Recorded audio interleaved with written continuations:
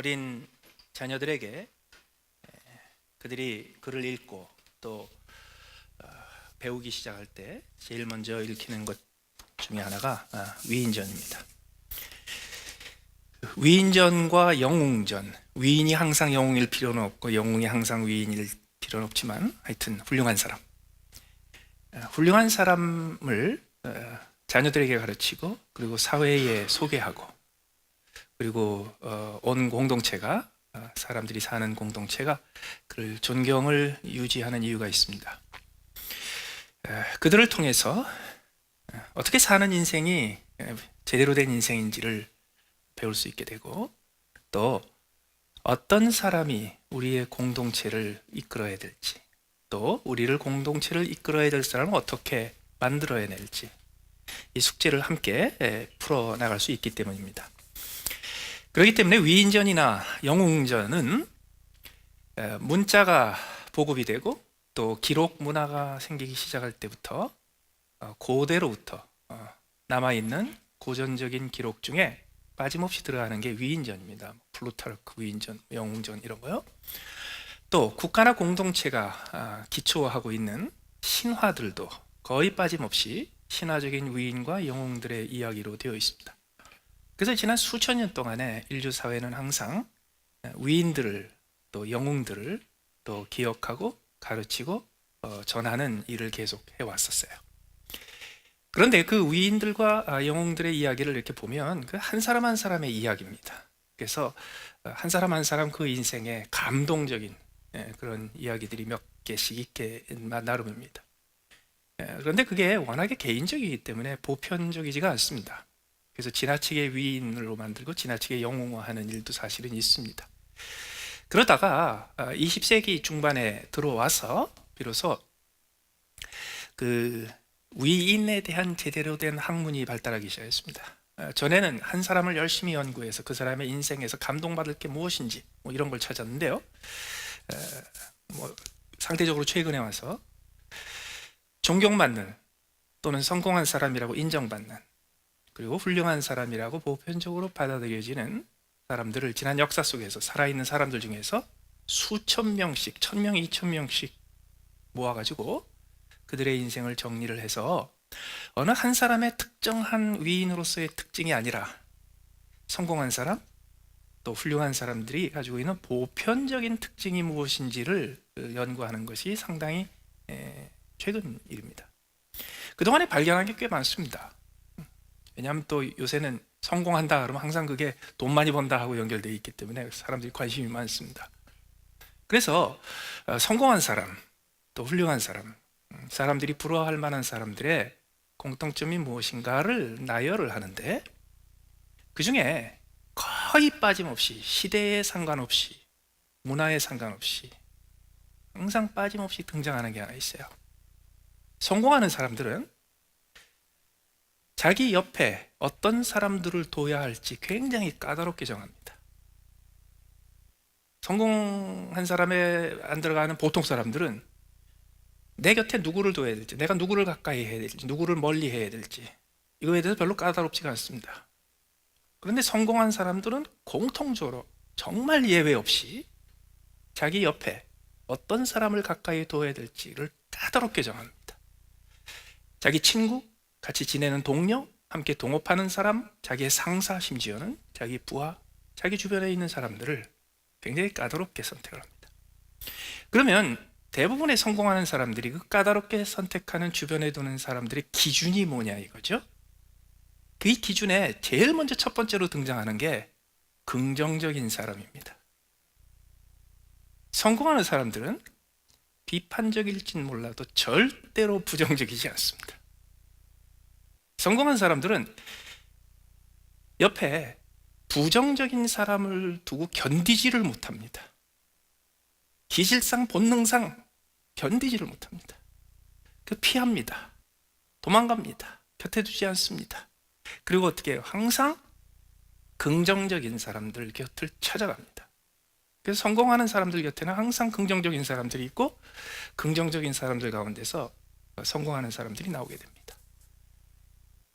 구약 성경도 사람에 대한 영웅전입니다. 구약 성경에 여러 가지 사건들이 들어있고 여러 가지 이벤트들이 들어있지만 그건 다 사람들 이야기입니다.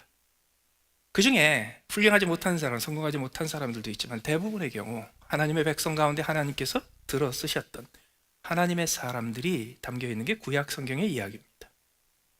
그래서 우리가 구약 성경을 읽으면서도 하나님 나라의 영웅전을 읽는 겁니다. 그러면 구약 성경에 등장하는 사람들 중에서 제일 성공한 사람이 누굴까요? 제일 훌륭한 사람이 누굴까요? 뭐 기준에 따라서 달라집니다. 많은 사람들이 다윗, 솔로몬 이렇게 하고 모세 이렇게 하죠. 그런데 한 가지 기억하실 것은 다윗과 솔로몬, 모세 같은 사람들은 그 당시 중동을 중심으로 한 당시의 세계 가운데 아주 조그만한 약소국가 또는 아주 조그만한 변방에 있는 작은 부족의 지도자였습니다.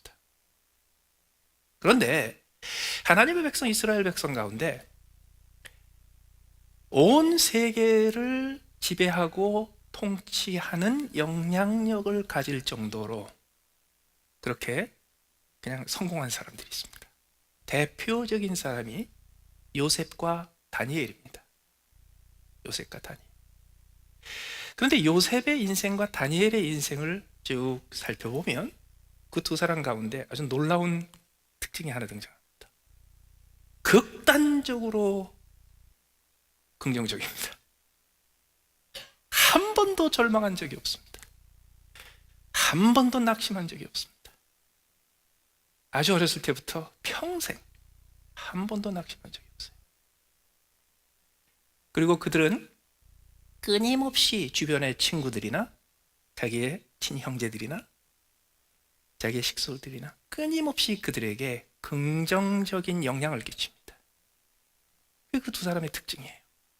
오늘 본문 한 절을 읽었습니다. 6장의 열쇠 구절이라고 할 수 있습니다.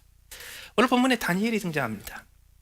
오늘 본문에 등장하는 다니엘이 성경에서 그의 성공의 기준에 맞게, 성공의 수준에 맞게 가장 긍정적인 사람으로 꼽힐 수 있었는데, 다니엘이 긍정적인 생각과 긍정적인 삶의 방식으로 살아가는 과정에서 그 긍정적인 태도를 가장 적극적으로 보여준 것이 무엇인가? 그게 감사입니다. 오늘 본문에 다니엘의 기도에 감사가 등장합니다. 다니엘이 이 조세 왕의 도장이 찍힌 것을 알고도 자기 집에 돌아가서는 윗방에 올라가 예루살렘으로 향한 창문을 열고 전에 하던 대로 하루 3번씩 무릎을 꿇고 기도하며 그의 하나님께 감사하더라. 감사는 긍정적인 태도의 가장 적극적인 표현입니다. 우리가 긍정적인 사고방식과 긍정적인 삶을 가지면서 살아갈 때 좀 더 소극적으로 긍정적인 것을 보여줄 수 있어요. 예를 들어서 뭔가 눈에 마음에 안 드는 일이 벌어지고 하여튼 좋지 않은 일이 벌어지고 부정적인 사건들이 눈앞에 벌어졌을 때 긍정적인 사고를 가진 사람들은 종종 그것을 소극적으로 대합니다. 어떻게 대하냐면 뭐 그럴 수도 있지. 그리고 얼른 안 봐요. 어쩜 그래. 그리고 잊어버려요. 어머 그랬어? 그리고 그 다음에는 더 신경 안 써요. 그게 소극적으로 긍정적인 거예요. 그런데 눈앞에 아주 나쁜 부정적인 일이 벌어졌을 때 그때 긍정적인 사고방식을 가지고 있으면서 동시에 그 긍정적인 사고방식을 가장 적극적으로 표현하는 사람이 어떻게 표현하냐면 감사로 표현합니다. 그래서 감사는 우리가 표현할 수 있는 긍정적인 태도의 가장 적극적이고 가장 극단적인 형태입니다. 오늘 성경에 등장하는 가장 긍정적인 사람 중에 한 사람, 이 다니엘이라는 사람이 그가 가장 적극적으로 가장 극단적으로 그의 긍정적인 모습을 보여주었던 장면, 감사하는 장면을 통해서 하나님 나라에서 감사가 어떤 역할을 하는지, 어떻게 그것을 배울 수 있는지, 우리가 어떻게 다니엘처럼 긍정적인 감사의 표현을 하면서 살아갈 수 있을지를 살펴봅니다. 첫 번째로 우리가 물어야 될 질문은 이겁니다. 뭐 때문에 감사했냐 이거예요. 감사의 제목이 뭐냐 이겁니다. 사실 그때 다니엘은 감사할 이유가 하나도 없었습니다. 감사는커녕 절망하고 낙심하고 포기하고 모든 것이 끝났다고 다 손을 놔버려도 충분할 만한 상황이었습니다. 오늘 10절이 어떻게 시작합니까? 다니엘이 이 조서에 왕의 도장이 찍힌 것을 알고도, 왕의 조서, 왕의 도장이 찍힌 법이 공표가 되었고 그것이 즉각 실행이 되었습니다. 바로 그때입니다. 이 조서가 왜 생겼는가? 그 배경이 6장 1절부터 등장합니다. 다리우스가 그 고대 중동에서 가장 강력한 왕 중에 하나로 꼽히는 다리우스 황제가 오랜 세월에 걸쳐서 인도부터 시작해서 지중해에 이르는 거대한 땅덩어리를 다 점령을 했습니다. 그래서 통일을 했습니다. 천하를 통일했습니다. 그러자 다리오 황제가 이제 국가 개편 작업을 합니다. 그렇게 해야 합니다. 왜? 정복 상태에서 정복을 하고 있는 국가하고 정복이 다 끝난 다음에 그 차지한 영토를 평화롭게 통치하는 국가하고는 체계가 완전히 다릅니다. 그래서 다리오 황제가 새로운 국가의 틀을 짜고자 국가 개편을 했습니다. 조직 개편을. 제일 먼저 전국을 120지역으로 120주로 나눴습니다. 그리고 자기의 뜻대로 자기가 선정을 해서 개인적으로 선택해서 고관, 가버너, 지사 120명을 세워 전국을 통치하게 했습니다. 이 120개가 어느 수준인가? 이 120개가 120개 나라라는 겁니다. 다리오 황제가 점령한 나라가 120개가 된다는 거예요. 무슨 거기 뭐 120개가 돼요? 이 120개는요, 그 당시 기준으로 하면 도시국가 하나 또는 언덕 넘어서도 말이 안 통하는 그런 부족국가 하나, 이런 걸 다 말하는 겁니다. 그래서 두세 개만 묶어놔서 같이 통치를 하려고 해도 자기들끼리 싸워서 일이 안 되는, 그래서 각각 독자적인 정체성을 가지고 있는 부족국가나 도시국가 같은 것들이 120개입니다. 그래서 이 120개를 다스리는 통치자들은 사실은 왕들입니다. 다리오 황제가 점령하기 전에 그 지역을 통치하고 있던 부족의 왕이요 도시국가의 왕들을 대신해서 통치자를 임명한 겁니다. 그러면 이 120명을 세워 새로운 조직을 갖췄을 때 그때 어떤 일이 벌어졌을까요? 심각한 정치적인 갈등들이 생겼을 겁니다. 그 120명에 당연히 내가 들어갈 거라고 생각했는데 못 들어간 사람이 있을 거고요. 그 120명에 들어간 어떤 사람들을 보고, 아니 우리가 피 흘리면서 싸울 때 정복할 때 저 사람 어디 있다가 이제 나타나서 저 자리를 가, 이런 사람도 있을 거고, 수많은 갈등들이 쌓인 겁니다. 그거를 강력한 중앙 통치를 하던 이 다리우스 황제의 그 통치력을 가지고 밀고 나가는 겁니다. 거기에 총리 3사람을 두었습니다. 이 총리 3사람은 그 120명의 통치자들을 셋으로 나눠서 그것을 다시 관리하는 사람들입니다. 그러면 수준이 어떻게 될까요? 황제 수준입니다. 직접 통치를 감당하는 왕과 같은 역할을 하는 사람들, 그 사람들을 40-50명을 관리하는 사람이니까 이게 황제 수준입니다. 이 황제 수준에 해당되는 총리 3사람을 다리우스 황제가 뽑았습니다. 그리고 성경에 의하면 자기 직무를 보고하게 하고 대면 보고를 하게 했습니다. 그래서 이 3사람은 아무 때나 필요하면 황제를 만날 수 있는 사람들이고, 아무 때나 필요하면 황제가 불러서 1대1로 이야기를 들을 수 있는 사람들입니다. 그런데 그 3사람의 총리 중에 하나가 다니엘이었습니다. 다니엘이 어떤 사람인데요? 다니엘이 다리우스 황제, 그 나라가 점령했던, 그 제국이 점령했던 조그마한 변두리에 있는 나라 출신 귀족의 자식이고, 아주 어린 나이에 이민 온 사람입니다. 미국에 새로 대통령이 뽑혔습니다. 1월 달에 이제 취임을 합니다.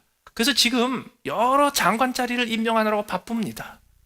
미국에 있는 장관들 중에서 가장 서열이 높은 장관 자리가 국무장관입니다. 그래서 아직도 국무장관을 정하지 못해가지고서 굉장히 시끄럽습니다, 지금. 이 과정에서 왜 그 사람을, 맨날 반대만 했던 사람을 왜 세우냐, 이래가지고 시끄럽고, 또 어떤 사람은요, 그 사람 세우면은 이미 외국하고 결탁된 것 같은데 온갖 일들이 다 벌어져가지고 지난 몇 주간 동안에 국무장관 자리를 놓고 미국이 정치적으로 엄청나게 시끄러웠습니다.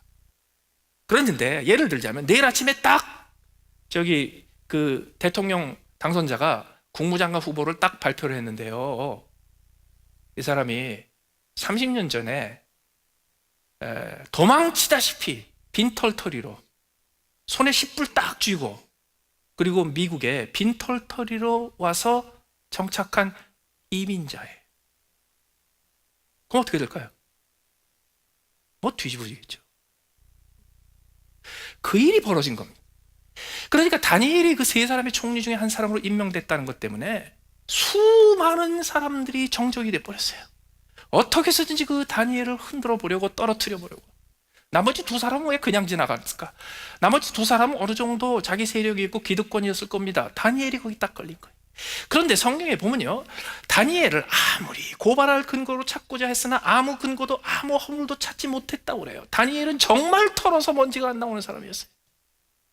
그래서 그 왕들과 그리고 총독들을 관리하는 그 거대한 권력의 자리를 탐하던 사람들이 그를 그렇게 흔들고 무너뜨리려고 했다가 근거를 찾지 못하자 정책을 바꿨습니다.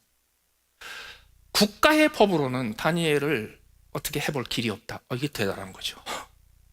그래서 그들은 이렇게 생각했습니다. 그의 섬기는 하나님의 율법에서 걸자. 신앙에서 걸자. 신앙이 약점이다. 그래서 총리들과 고관들이 다 모였습니다. 그리고 그들에게 왕에게 갔습니다. 왕이여, 이제 우리가 드디어 이제는 정복을 다 완성하고 국경을 확보하고 그리고 이제 든든한 새로운 시대가 열렸는데 이 나라가 오래 갈 수 있도록 하기 위해서 우리 왕의 권위를 높이고 왕의 통치권을 높이는 일을 해야 되겠습니다. 그 무엇보다 이제까지 이것을 모두 이룬 왕에게 이 온 나라가 이제 영광을 돌리고 왕을 높이고 왕을 존경하는 표현을 했으면 좋겠습니다. 왕은 그럴 만한 자격이 있습니다. 그래서 우리가 제안을 합니다.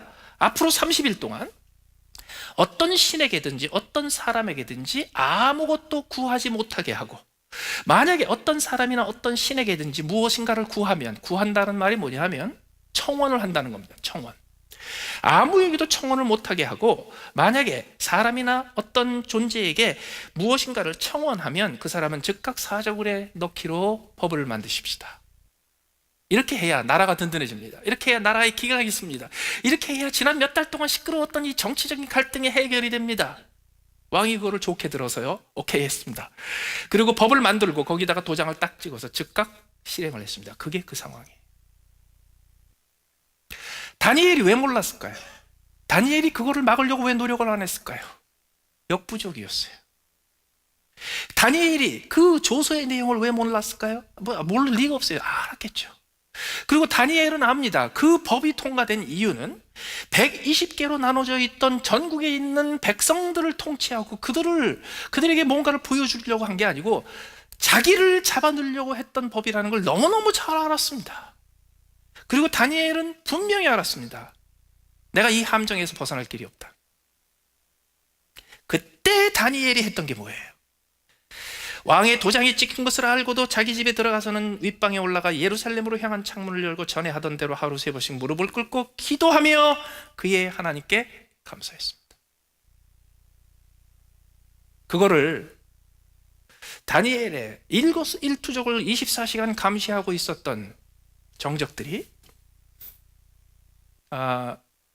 그 시큐리티 카메라로 찍고 블랙박스로 찍고 스마트폰으로 찍고 녹음하고 그래가지고서 그거를 전부 증거를 채취해서 그 다음날 왕한테 갔습니다. 왕이요, 이렇게 법을 만들지 않았습니까? 맞지? 그 법은 절대로 고칠 수 없는 건 맞죠? 그건 맞지?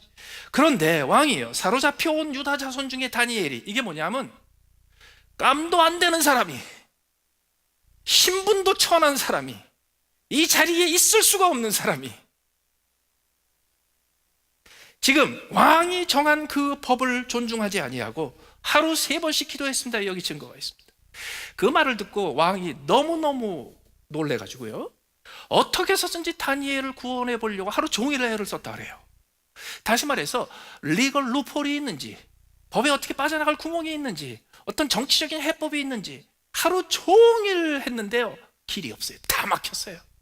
완벽하게 준비해놨겠죠. 해가 질 때까지 길이 없었어요. 그 무리들이 다시 왕에게 나왔습니다. 왕이여, 금령과 법도를 고치지 못합니다. 이거를 흔들어 놓으면 지금 제도를 정비하고 새롭게 통치를 시작하는 이 나라의 근간이 흔들립니다. 왕은 이 법을 집행하셔서 왕의 명예 엄한 것을 보여주셔야 합니다. 어쩔 수가 없었어요. 그래서 그렇게 하라고 했어요. 그래서 다니엘을 사자굴에 넣기로 했습니다. 사자굴에 넣었습니다. 그 밤에 왕은 밥을 먹지도 못하고 밤에 자지도 못하고 옆에 있는 모든 음악 소리와 모든 소리를 다 죽여버리고요. 그리고 온 밤을 눈을 뜬 채 세웠습니다. 새벽에 일어났어요. 급히 사자굴에 갔습니다. 그때 사자굴에 갔을 때 이렇게 부릅니다. 다니엘아, 살아계신 하나님의 종 다니엘아, 내가 항상 섬기는 내 하나님이 너를 구원하였느냐? 다니엘이 사자굴에 들어갈 때 왕이 그에게 뭐라 그러냐면요, 너의 하나님이 너를 구원하시리라 했거든요. 그 왕이 믿음이 있어서 그런 거 아닙니다. 원래 너의 하나님이 너를 구원하시리라, 이 표현은 뭐냐면 나는 이제 너를 위해서 더 이상 해줄 일이 없다, 이 뜻입니다. 너무 그렇게 또 종교적으로 생각할 필요 없어요.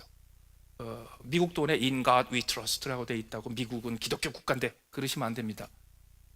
미국 돈에 In God We Trust라고 돼 있는 건 뭐냐면 믿을 놈은 아무도 없다, 이 뜻입니다. 하나님을 믿자는 뜻이 아니고. 그런데 그때 너무너무 다급하니까 가가지고요, 다니엘이 살았는지 죽었는지 보면서 정말 네 하나님이 너를 행여라도 만에 하나라도 구원하셨느냐? 그럴 때 다니엘이 큰 소리로 외칩니다. 왕이여, 나 살아있습니다. 왕은 만수무강하시옵소서. 나는 살아있습니다.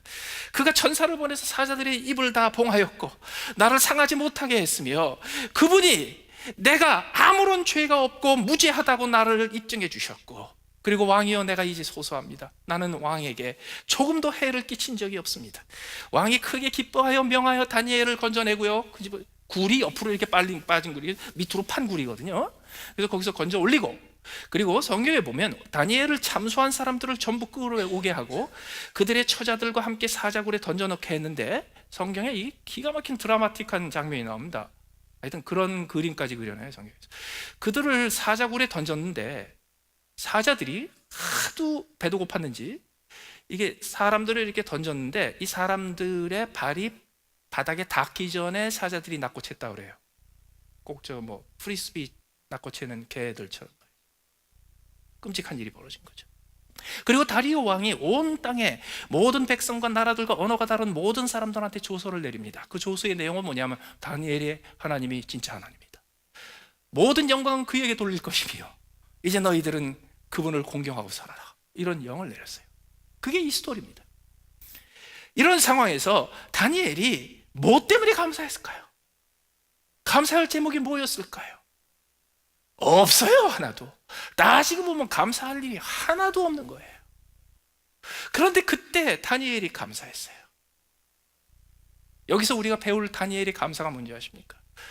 그건 뭐냐면 어떤 상황, 어떤 조건, 어떤 최악의 상황에서도 감사할 수 있는 감사입니다.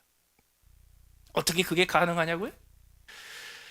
여러분, 우리가 감사하는 거, 그리고 긍정적인 생각을 갖는 거, 이거는요, 감사할 일이 생겼을 때 가만히 있어봐, 내가 감사해야지, 이렇게 감사할 일이 생겼는데 내가 감사하지 않으면 안 되지, 이럴 일이 아닌 거예요. 여기서 말하는 이 감사는 조건과 환경과 여건과 아무런 상관없이 가능한 감사입니다. 그 감사가 어떤 감사냐고요?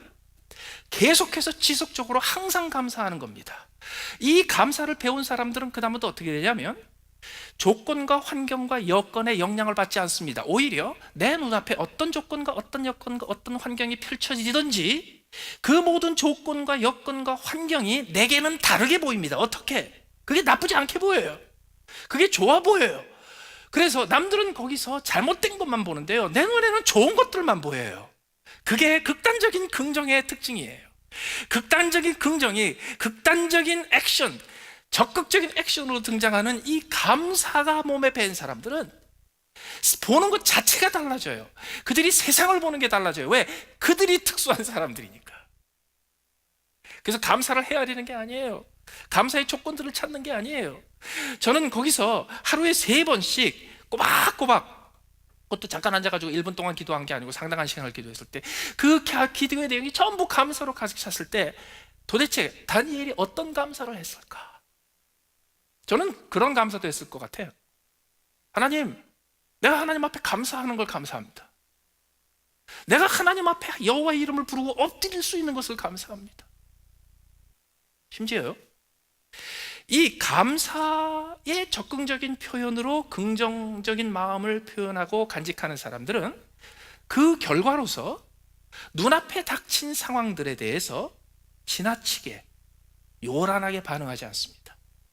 모든 사람들이 너는 이것으로 끝장이야, 이것은 너에게 이제 더 이상 헤어날 수 없는 함정이야, 그리고 자기도 그거 알아요. 그게 함정이라는 거, 자기가 거기 헤어날 수 없다는 것을 알아요. 그래도 불구하고 그것을 긍정적으로 받아들이고 거기서부터 감사를 할 수 있는 능력이 있는 사람은요, 그 상황 자체에 대해서 요란스럽게 반응하지 않아요. 이 긍정적이지 않은 사람들이 반응 속도가 빨라요. 긍정적인 사람들은 반응 속도가 느려요. 우리 그 한민족이 가지고 있는 빨리 이 2, 3세대 지나기 전에 고쳐야 될 것 중에 하나가요, 이 반응 속도가 빠른 거예요. 여기서도 이 음모를 꾸민 사람들이 가장 적극적으로 했던 방법이 뭔지 아세요? 결정을 빨리 해버리는 거예요. 다니엘에 대한 탄핵을 하루 만에 끝내는 거예요. 처형을 이틀 만에 끝내는 거예요. 그러나 이 긍정적이고 그리고 감사하는 삶을 가지고 있는 이 다니엘은 거기에 즉각적인 반응을 하지 않아요. 그 법령이 통과됐다고 해서 즉각적으로 왕에게 항의하지도 않아요. 그리고 자기가 잡혀가고 그리고 자기가 지금 사형에 처해지는 상황이 되었을 때도 절대로 반응하지 않아요. 절대로 해명하지 않아요. 아무 말도 하지 않아요. 왜냐하면 그거조차도 감사할 일이니까. 그거조차도 감사할 일. 어떻게 다니엘이 그런 감사를 배우게 됐습니까? 오늘 읽은 10절에 보면요, 자기 집에 돌아가서는 윗방에 올라가 예루살렘으로 향한 창문을 열고 전에 하던 대로 하루 3번씩 무릎을 꿇고. 이거 하던 거여서 그래요. 늘 하던 거여서 그래요. 위가 닥쳤다, 내가 특별히 기도해야 되겠다, 이게 아니에요. 지금 특별한 위기를 맞아서 특별한 기도를 하고 특별한 감사를 한 게 아니에요. 다니엘은 늘 하던 대로 했던 거예요. 늘 일상적으로 했었어요. 그게 다니엘의 몸에 밴 거였어요. 여러분, 긍정적인 생각, 보통 때 그 생각 안 하다가 위기가 닥쳤을 때, 아 맞아, 내가 긍정적으로 살아야지, 그런다고 되는 줄 아세요? 아니에요. 평상시에 긍정적인 삶을 살아야지 그때 긍정적인 게 되는 거지. 특별히 감사를 필요로 할 때, 감사가 요구될 때, 감사를 하지 않으면 안 될 때, 그때 정신 차려서 감사하는 그게 아니에요. 그런 거야말로 조건과 환경과 여건에 의해서 왔다 갔다 하는 감사가 되는 거예요. 그러나 다니엘의 감사는 어떤 거였습니까? 조건과 환경과 상황과 아무런 상관없이 모든 조건과 여건 속에서도 항상 그 모든 것을 긍정적으로 감사할 일로 보면서 감사했던 거예요. 어떻게 이게 가능했냐고요? 원래 그렇게 살았어요. 원래 항상 그렇게 살았어요. 이날 이전에도 항상 그렇게 살았어요. 그럼 이날 이전에는 맨날 감사할 일만 있었나? 여러분, 그 왕의, 황제의 권한, 황제가 완전히 개인적으로 모든 권한을 넘겨주기다시피 했던 그 3명의 자리에 올라갈 때까지 얼마나 파란만장한 정치적인 사정들이 있었을까요? 얼마나 골치 아픈 일들이 많았을까요? 그 상관없어요. 다니엘은 그런 상황 속에서도 항상 매일 정해진 때에 그 시간을 지키고 반복해서 기도하고 감사하고 예배했어요. 그래서 몸에 밴 거예요. 그렇습니다. 우리가 빨리 다니엘의 감사를 배워야 되는 것이 바로 이거예요. 감사해야지가 아니에요. 늘 몸에 감사가 뵐 수 있도록 해야 되는 거예요. 어떻게 해야 돼요? 열심히 해야 돼요. 여러분, 도대체 누가 봐도 감사할 이유가 하나도 보이지 않을 때 거기서 기가 막히게 감사할 제목을 찾아내는 거, 이거 탁월한 능력이 아닙니다. 하나님이 주신 은사와 능력이 아니에요. 이거는 감사를 찾아내는 일에 전문가가 됐기 때문에 그래요. 전문가는 어떤 사람이 전문가예요? 공부하면 전문가예요? 학위 받으면 전문가예요? 지식이 늘어가면 전문가예요? 아니에요. 진짜 괜찮은 전문가는요, 많이 해본 사람이에요. 어떻게 감사의 제목을 아무도 찾지 못하는데 거기서 오직 감사만 찾을 수 있는가? 해봤기 때문에 그래요. 평상시에 늘 해봤기 때문에 그래요. 평상시에 만사를 보는 눈이 훈련이 됐기 때문에 그래요. 그것을 부정적으로 보지 않고 긍정적으로 보고요. 거기서 문제를 발견하는 게 아니라 거기서 오히려 골칫거리가 아닌 이미 감사할 일만 발견하는 것이 늘 버릇이 돼서 그래요. 바울 사도는 이것을 간단하게 빌립보에서 이렇게 설명합니다. 항상 기뻐하라. 쉬지 말고 기도하라. 범사에 감사. 항상 기뻐하라. 이게 뭐냐면요, 항상 긍정적인 상태로 유지해라. 항상 희죽. 모르서 그럴 수도 있지. 그런데 그것 좀 이상한 거고요. 항상 기뻐하라의 본질이 뭔지 아세요? 항상 좋은 일만 있어. 이게 긍정적인 사고방식이에요. 그런데 항상 기뻐하는 사람이 그 다음에 하는 일이 뭐예요? 쉬지 말고 기도하라. 기도 시간 정하고 기도하는 것도 필요하고, 다니엘처럼 하루 3번 기도하는 거. 바울 사도는 뭐라고 얘기했냐 아세요? 항상 긍정적인 사고를 유지하면, 항상 기뻐할 이유만 넘치면 그 사람은 항상 기도한다. 옛날에는요, 정해진 절기에 가서 하나님 앞에 제사 드리고 하나님 앞에 기도하면 됐어요. 그런데 예수님께서 오신 다음에, 승천하신 후에 예수님께서 우리에게 성령을 보내주셨어요. 그 성령이 오셔서 항상 우리와 함께 하신대요. 그럼 성령이 오셔서 함께 우리와 항상 함께 하시는데, 아무것도 안 하시고 그냥 재미없게 지루하게 늘 내 곁에 쫄락쫄락 따라만 다니시나? 성령께서 내 곁에 항상 함께 하시는 목적이 뭔데요? 항상 성령과 우리가 교통하자고, 항상 성령과 대화하자고, 그래서 옆에 누군가가 있다는 것을 항상 인식하라고, 그래서 그분에게 항상 내가 마음을 전하고 내 생각을 전하고, 내가 옆에 수다를 떨고 내 곁에 있는 그 하나님, 그 주님과 내가 항상 교통하고, 그게 기도예요.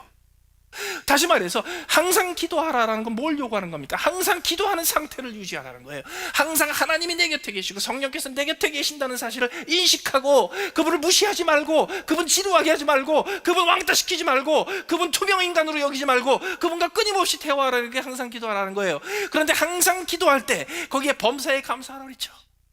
그렇기 때문에 기뻐하는 것과 기도하는 것과 감사하는 것은 때를 정해서, 장소를 정해서, 정확한 자리, 적정한 시간에 하는 것도 당연히 필요한 일이지만, 거기서 그치지 않아요. 그것은 항상 그 상태를 유지하라는 겁니다. 평상시 하는 거예요. 감사하는 것에 전문가가 되는 거예요. 아무도 찾아보지 못하는데요, 어떤 상황에서든지 감사할 이유만 넘친다는 것을 찾아내는 사람이에요. 어떻게? 원래 처음부터 했어야 돼. 늘 했어야 돼. 이게 우리에게 훈련이 돼야 돼요.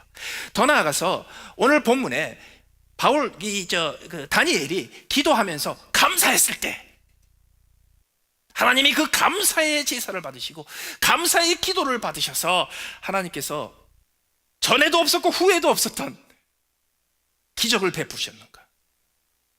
그럴 수 있어요. 다니엘의 감사가 기적의 열쇠일 수도 있어요. 그런데 아닐 수도 있어요. 다니엘이 이때 담담하게 들어가서 감사로 기도했던 이유가, 설령 내가 사자굴에 들어가도 하나님이 반드시 나를 살려주실 것이라는 확신이 있었기 때문일까요? I don't think so. 왜냐하면 이 자리에서 3장 앞으로 가면요, 다니엘서 3장에 다니엘의 세 친구들이 왕의 형상으로 만든 신상에 절하지 않았다는 이유로 풀무불에 던져지는 일이 생깁니다. 그때 왕 앞에서 이렇게 얘기합니다. 우리는 여호와 하나님 한 분을 섬기기 때문에 신상 앞에 절할 수 없습니다. 우리가 믿는 여호와 하나님이 우리를 능히 풀무불에서도 건져낼 수 있는 분이라는 사실을 믿습니다. 그러나 그렇게 하시지 않을지라도, 그리 하지 않으실지라도, 그리 아니하실지라도 우리는 신상에 절할 수 없습니다. 다니엘의 가장 가까운 친구들이 그런 소리 했어요. 왜 그런 소리 했을까요? 다니엘과 이 네 명의 친구들이요, 6살, 7살, 8살 어렸을 때 잡혀갈 때부터 허구한 날 둘러앉아서 했던 얘기가 그걸 거예요. 하나님은 우리를 풀무불에서도 건지실 수 있는 분이야. 그러나 그렇게 하시지 아니하신다고 해도 우리는 하나님을 배신할 수 없어. 그게 다니엘에게 없었을까요? 다니엘이 이렇게만 하나님을 날 건져주실 거라는 확신, 그런 것도 없었어요. 그럼 다니엘의 생각이 어땠을까요? 내가 사자들의 굴에 들어가서 사자의 먹이가 될지라도 감사할 일이지. 그걸 통해서 또 하나님의 영광이 드러나겠지. 모든 것을 다 그대로 받아들이는 거예요. 그래서 시비 걸지 않아요. 그런데 기적이 벌어졌어요. 하나님의 은혜죠. 저는요, 다니엘이 사자굴에 들어갔는데 하나님이 천사를 보내서 사자의 입을 봉해가지고 사자가 다니엘을 상하지 못하게 하는 거, 하나님한테 굉장히 쉬운 일이거든요. 그래서 우리 입장에서는 그게 굉장히 큰 기적이지만 하나님 입장에서는 그게 기적이라고 하기가 좀 계면적인 일이거든요. 한 사람 보내서 한 사람이 아니라 한 마리, 천사가 한 사람인가 한 마리인가, 천사 하나 보내서 야 해결해, 그럼 끝날 일이거든요. 그런데 하나님 보시기에 기적과 같은 일이 뭔 줄 아세요? 다니엘이 코앞에 자기가 사자굴에 사자 먹이가 될 것을 알면서 하나님 감사합니다, 이게 기적이에요. 그게 하나님 나라에서 더 놀라운 일이에요. 더 나아가서 오늘 이 본문에 등장하는 다니엘의 감사 기도는 하나님의 법을 지키고 동시에 세상의 법을 지키는 비결입니다. 예수님께서 이 땅에 오셨을 때 율법을 깨트린다고 시비가 많았습니다. 그럴 때마다 예수님께서 하신 말씀이 있어요. 내가 율법을 깨러 온 사람이 아니다. 나는 율법을 지키려고 온 사람도 아니다. 나는 율법을 완성하러 왔노라. 다니엘이 지금 기도하면서 감사의 기도를 드리는 걸 통해서 다니엘은 하나님의 법을 완성하고 다리오 황제의 법을 완성합니다. 이게 무슨 뜻인가? 여러분 사람들이 신하들이 와서 왕에게 법을 만들자고 했을 때 그들이 정하자고 하는 법의 내용은 이렇게 되어 있습니다. 이제부터 30일 동안에 누구든지 왕 외에 어떤 신이나 사람에게 무엇을 구하면 make petition, 청원하면 사자굴에 던져넣기로 했습니다. 근데 그게 또 상당히 그럴듯해요. 왜냐하면 지금 그 나라가 새로 정비가 돼가지고서 왕권이 강력하게 서야 되는데 그때 왕 이외에는 우리가 누구에도 청원할 사람이 없습니다. 그게 바로 왕권을 세우는 거란 말이죠. 그게 굉장히 일리가 있는 말이에요. 그래서 왕 이외에는 아무에게도 청원하지 못하게 하십시다. 그리고 이거를 너무 오래 하면 이것도 피곤하니까 30일만 뭔가를 가르쳐주기 위해서 이렇게 하십시다. 그래서 왕이 오케이 30일 정도면 큰 무리도 아니겠네, 그렇게 해서 한 거예요. 자, 그런데 그 이야기를 듣고 이 조서의 왕의 도장에 찍힌 것을 알고 다니엘이 집에 가서 기도했습니다. 근데 성경은 이렇게 잘 보면 어떻게 되어 있냐면요, 6장 7절에 그 법령에 나오는 구하면이라는 단어 있죠. 영어 성경에는 다 pray로 되어 있어요. 우리말에는 이게 제대로 번역되어 있어요. 무엇을 구하면, 기도라는 말이 아니에요. 구하면으로 되어 있어요. 그런데 다니엘이 기도했다는 것을 기록한 6장 10절에는 법에 나온 구하면이라는 단어로 되어 있지 않습니다. 전혀 다른 히브리 단어로 되어 있습니다. 기도하면으로 되어 있습니다. 그리고 그때 다니엘이 하루 그날 3번을 기도할 때 기도했는데 청원은 안 했습니다. 말 돼요? 다니엘이 하나님 앞에 엎드려 기도했는데 법령에 나오는 청원은 안 했습니다. 그 대신에 뭐 했어요? 감사했어요. 감사는 청원이 아니잖아요. 뭐 달라고 요청하는 거 아니잖아요. 하소연하는 게 아니잖아요. 그래서 다니엘은 사실 하나님의 법도 어기지 않았고 다리오 황제의 법도 어긴 적이 없습니다. 그는 그날 다리오 왕 30일 동안 작정을 했을 거예요. 나도 다리오 왕 이외에는 누구에게도 청원하지 말자. 하나님한테도 30일 동안 청원하지 말자. 그게 마땅히 신하로서 할 일입니다. 법이 통과가 됐으니까. 그런데 그것을 사진을 찍고 그것을 리코딩을 해가지고 왕한테 신속하게 간단 약식 절차로 사형 선고 내리고 집행하게 되는 이 정적들이 왕한테 가서 다니엘이 기도했다는 것을 보고할 때 12절에는요 그 다니엘이 자기의 하나님에게 구했습니다라고 보고를 해요. 그런데 놀라운 사실은요, 그렇게 고소가 되고 그렇게 기소가 되었을 때 다니엘은 한마디도 안 합니다. 기억하세요? 다니엘은 유일하게 3명 중에 1명, 아무 때나 왕한테 독대를 신청할 수 있는 사람이고 아무 때나 왕에게 개인적으로 자기 이야기를 할 수 있는 권한이 있는 사람입니다. 그가 왕한테 한마디도 하지 않습니다. 다니엘이 그걸 알았을까요? 당연히 알았겠죠. 다니엘이 왜 총리가 됐는데요? 다니엘은요, 그가 가지고 있는 지혜와 지식이 하도 뛰어나가지고서 이것은 인간의 수준이 아니라 신의 경지에 이르렀다 그래가지고요, 술사, 마법사라고 인정받아가지고 총리가 된 사람입니다. 그가 이 작구를 몰랐을까요? 법의 내용을 몰랐을까요? 법적인 절차를 몰랐을까요? 그 법에 철저하게 맡겼어요. 그는 이렇게 생각했을 겁니다. 내가 여태까지 하나님 여호와 앞에 항상 기도하며 하나님과의 약속을 지키며 율법에 기록된 대로 내가 하나님의 이름을 부르고 하나님 앞에 경배하는 일을 쉬지 않았는데 내가 이 법 때문에 이 하나님 앞에 경배하고 예배하고 기도하는 걸 금지할 수 없지. 그러면 내가 어떻게 해야 될까? 일일이 다 살펴봤습니다. 거기에 뭘 발견했어요? 기도하되 구하지 않으면 된다. 그럼 하나님 앞에 기도하되 구하지 않는 기도가 뭐예요? 감사하는 기도지. 그걸 발견한 거예요. 그런데 다니엘은 왕한테 그걸 호소하지 않아요. 그리고 하나님 앞에 맡겨요. 구해 주실 것 같으니까 안 구해 줬어도 fine. 왜? 하나님이 나의 무죄함을 아시니까. 하나님이 구해주셨어요. 그때서야 다니엘이 왕한테 이렇게 얘기합니다. 사자굴에서 나온 후에, 왕이여, 나는 무죄합니다. 하나님이 나의 무죄함을 입증하셨고 나는 왕에게 어떤 해도 끼친 적이 없습니다. 그게 구체적으로 무슨 소리냐? 저는 하나님 앞에 기도는 했지만 구한 적은 없습니다. 만약에 그게 아니었으면 그렇게 철저하게 자기의 신복, 가장 사랑하는 신복까지도 법의 작구 하나를 지키기 위해서 사자굴에 집어던졌던 왕이 무슨 근거로 다니엘을 참수한 사람들과 그들의 처자들까지 한꺼번에 사자굴에 집어넣는 처형을 할 수 있었단 말이에요. 무슨 근거로? 그들이 거짓 보고한 거예요. 위증한 거예요.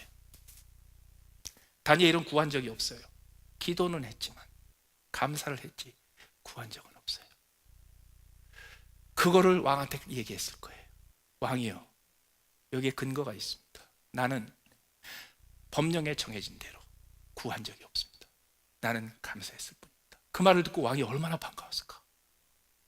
와, 맞아, 바로 그거야. 네가 해준 그 한마디 때문에 내가 너를 지키고 앞으로 내 통치 기간 동안에 너를 계속 내 곁에 둘 수 있는 근거가 생겼어. 내가 그 한마디로 너를 모함하고 참소했던 사람들을 다 제거할 수 있게 됐어.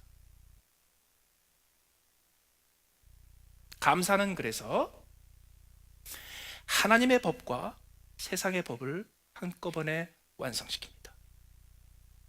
여러분, 성경 공부를 하다가 성경에서 도저히 이해가 안 되는 그 난해한 구절을 발견하면요, 그거를 해석하기 위해서 인생을 거는 분들 계세요. 그러지 마세요.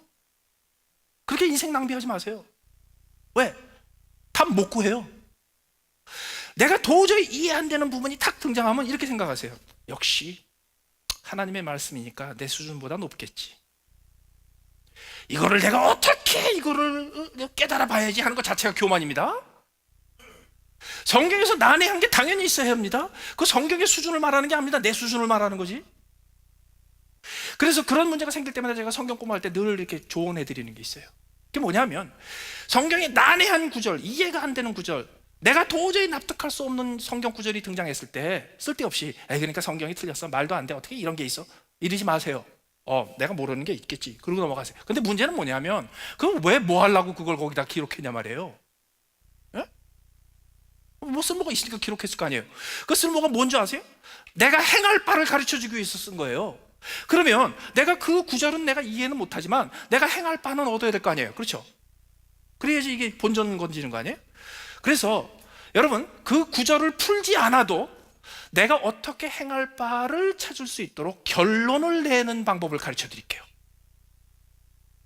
성경에 난해한 구절이 딱 등장하잖아요. 그럼 자신만만하게 내가 이 구절을 풀지는 못하는데 결론은 알아. 그리고 딱 얘기할 수 있는 게 있어요. 뭐냐? 나사렛 예수는 주님이시요, 그는 그리스도시요, 그는 살아계신 하나님의 아들이시요, 그가 나를 위해서 죽으셨고 부활하셨고 승천하사 나의 주님이 되셨으며 나는 그분의 종입니다. 항상 그 결론이에요. 어떻게 그 결론이 나는지는 몰라도 돼. 근데 그 결론은 항상 맞아요. 그래서 난해한 구절이 생기죠. 그래서 최고의 학자들과 석학들과 최고의 지혜자들이 그것 때문에 고민하고 있잖아요. 그 가운데서 자신 있게 얘기하세요. 나는 그 구절은 풀지 못하지만 나 그 구절의 결론은 압니다. 그게 뭔데? 나사렛 예수는 하나님의 아들이시요, 그는 그리스도시요, 그가 나를 위해서 죽으셨고 나를 위해서 부활하셨기 때문에 그는 나의 주, 나의 하나님이요, 나는 그분의 종입니다. 그러면 안 틀려요. 여러분, 성경에서 온갖 종류의 교훈과 유익한 가르침이 우리에게 전달이 됩니다. 성경을 통해서 우리의 인생에 벌어지는 모든 일들을 우리는 이해할 수 있게 됩니다. 그런데도 불구하고 성경으로 이해가 안 되고 아무리 머리를 굴려도 이해가 안 되고 아무리 기도를 해도 이해가 안 되는 상황이 벌어지잖아요. 그것도 이해하려고 애를 쓰지 마세요. 그것도 하나님의 영역을 넘보는 일입니다. 교만한 일입니다. 그럴 때 하나님이 알아서 하시니까 나는 모르는 게 당연하겠지, 그게 믿음의 표현입니다. 그런데 그때도 항상 결론은 하나 있어야 돼요. 왜? 내가 뭐 어떻게 해야 될지는 알아야 될 거 아니에요. 그 상황은 이해를 못해도 그때 무조건 맞는 결론 하나 제가 답해 드릴게. 그게 뭐예요? 감사하는 거예요. 나더러 감사하라고 그러시는구나. 그러면 정답이에요. 그 답이 왜 나오는지 아세요? 사자굴과 같은 거는 예수님께서 감당하셨으니까 나는 이제 감사만 하면 돼. 그게 항상 답이에요. 한국에서 사교육을 시작했던 분이 있어요. 대일학원이라는 데서 강의를 해가지고 강의할 때마다 4,000명, 5,000명씩 모여들어서 그 옛날에 하루에 1억씩 벌었던 분이에요. 천문학적인 돈이 들어왔어요. 나중에 이분이 발빠르게 그것을 인터넷 강좌로 옮기는 바람에 더 엄청난 어마어마한 돈을 벌었어요. 그걸 가지고 이분이 내가 교육 사업에 투자를 해서 교육 사업을 해야 되겠다 생각하다가요, 내가 죄인인데 내가 교육 사업에서 존경받으면 안 되겠다라고 깨달음을 얻게 되신 경우가 있어요. 어느 날 이 학생들이, 중국 학생들이 많이 듣는 심야 음악 프로그램에 초청을 받아가지고 거기서 MC하고 앉아서 얘기하는데 거의 자식벌 되는 MC, 그게 남자 아이돌 가수 중에 하나였대요. 얘기를 하는데 그때 딱 앉자마자 선생님 제가 존경합니다. 왜?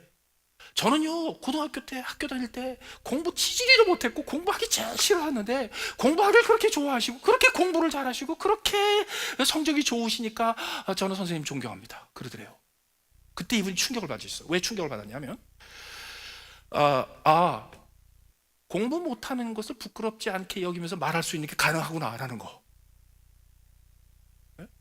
그리고 따져보니까요, 자기가 버는 돈보다 얘가 버는 돈이 더 많더래. 그래서 공부 안 하고도 성공하는 게 가능하구나. 거기서부터 시작해가지고 내가 한국의 학생들을 도와준 게 아니라, 걔네들이 좋은 학교에 가려고 도와준 게 아니라 걔네들이 인생을 다 망쳤구나 내가. 이 깨달음이 온 거예요. 그래서 내가 열심히 가르쳐가지고 좋은 대학 간 애들이 지금 나와가지고 잡이 없어요. 직장이 없어요. 그래서 얘네들 직장 생기도록 하기 위해서 교육사 받은 거 다 접고요, 그리고 청년 창업하는 걸 지원하는 창업 투자사를 시작하셨어요. 그 얘기를 쭉 들으면서 제 마음속에 한 가지 좀 직한 게 하나 있더라고. 그분의 생각이 급격하게 바뀌었어요. 어떻게 바뀌었냐면, 공부하는 것이 성공의 유일한 길이 아니다, 공부하지 않고도 성공하는 길이 있다는 것을 깨달아서 모든 것이 뒤집어졌거든요. 그런데 제가 그분한테 또 하나 물어볼 게 좀 있어. 공부해서 성공하는 길도 있고, 근데 놀랍게도 공부하지 않고도 성공하는 길이 있다고 생각을 하셨는데, 성공은 왜 해야 되는데? 성공을 해야 되는 거냐고. 뭐가 성공이냐고요. 남들 못하는 거 하는 게 성공이에요? 남들 안 가본 데 가보는 게 성공이에요? 남들 다 내 발 밑에 두는 게 성공이에요? 남들보다 더 많은 걸 갖는 게 성공이에요? 여러분, 성공의 본질이 뭔지 아세요? 하나님이 나를 이쁘게 보셔서, 즐겁게 보셔서, 하나님이 나에게 끊임없이 내가 받을 수 없고 내가 이룰 수 없는 하나님의 은혜를 계속해서 주시고 싶어하는 사람이 되는 게 성공이에요. 더 나아가서 하나님을 두려워하는 내 주변에 있는 사람들이 나에게 더 은혜를 베풀고 더 호의를 베풀고 싶어하는 사람이 되는 거, 그게 성공한 거예요. 그 성공의 비결이 뭔지 아세요? 감사해요. 하나님 앞에 감사하세요.